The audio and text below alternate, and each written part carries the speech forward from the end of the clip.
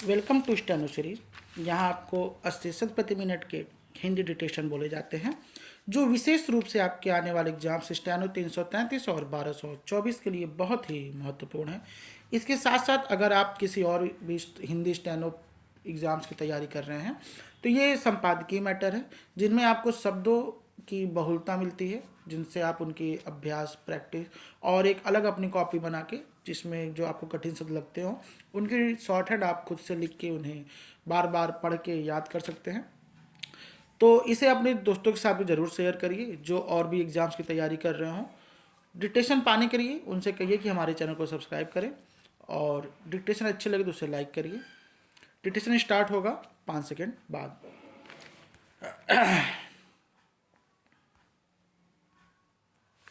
Start. क्या दुख केवल शब्द है या वास्तविकता?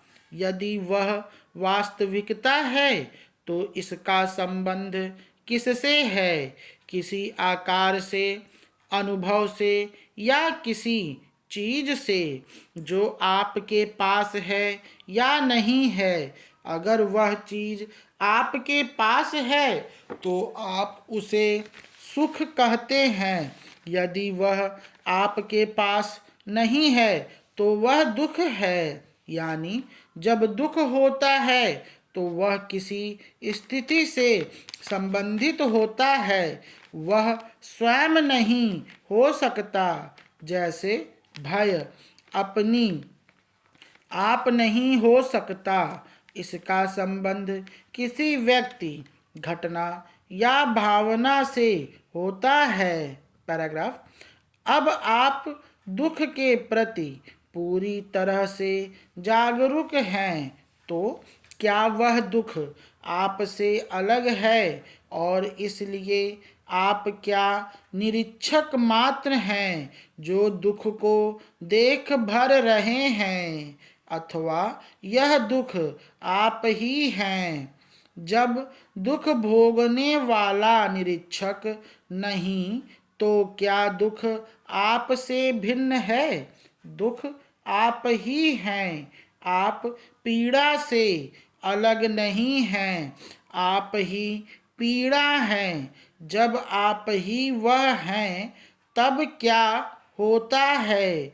जब आप उसे नामांकित नहीं करते तब उसके विषय में कोई भय नहीं है। तो क्या केंद्र का यानी मैं का उससे संबंध है? यदि केंद्र उससे संबंधित है तो वह उससे भयभीत है। तब उसके लिए सक्रिय हो उठना और उस विषय में कुछ करना आवश्यक हो जाता है। लेकिन यदि केंद्र ही यह है तो आप क्या करेंगे?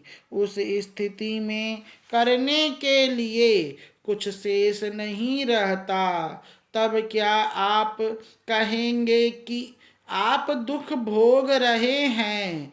निसंदेह तब एक आमूल परिवर्तन होता है। इस अवस्था में मैं दुख भोग रहा हूँ ऐसी अनुभूति नहीं रहती, क्योंकि दुख भोगने के लिए कोई केंद्र नहीं रहता। पैराग्राफ। हम केवल शब्दों और प्रतिक्रियाओं के बीच जीते हैं। हम कभी यह नहीं कहते, देखें तो किसकी वह हस्ती क्या है जो दुख भोगती है।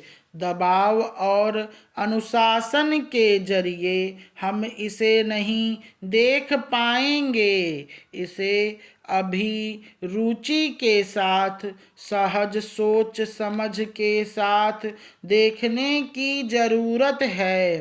तब आप देखेंगे कि वह चीज जिसे आप दुख अथवा पीड़ा कहते हैं, जिससे हम बचते हैं और अनुशासन वगैरह नदारद हो चुके होते हैं।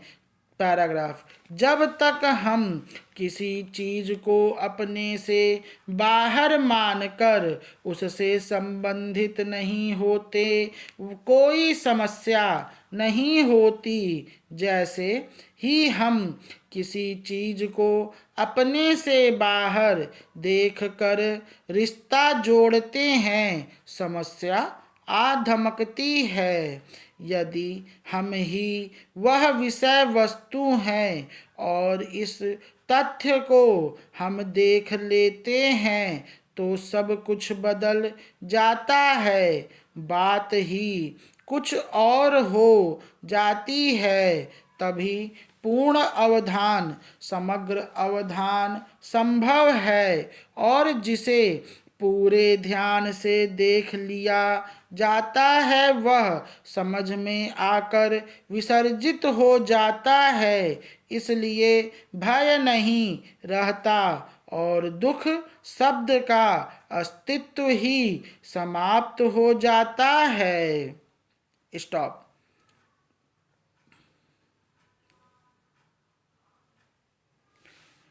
डिटेक्शन अच्छे लगे तो इसे जरूर लाइक करें।